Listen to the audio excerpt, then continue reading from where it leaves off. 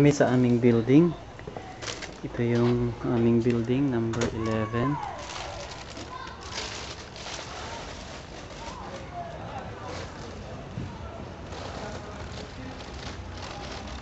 Yan. Ito yung aming kotse ay nakaparada dito lang sa kalsada kasi lahat ng mga tao dito walang garahe. Yan.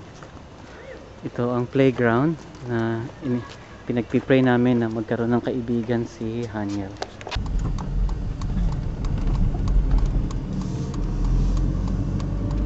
So, ito yung aming community. Yan.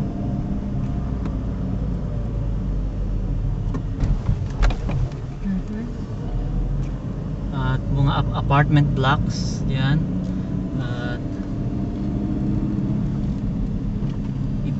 patuloy natin ipag-pray na may mga makakilala sa Panginoon sa mga lugar na yan dito sa apartment blocks na yan. So ngayong summer marami sa kanila ay nagbabakasyon at wala dito sa bahay, pero pag nagsimula ang pasukan sa darating na buwan ng September, puno ng tao ang mga lugar na ito.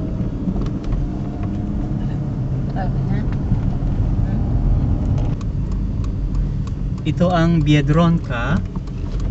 Ito ang isa sa mga grocery na binibilhan namin ang aming mga gamit.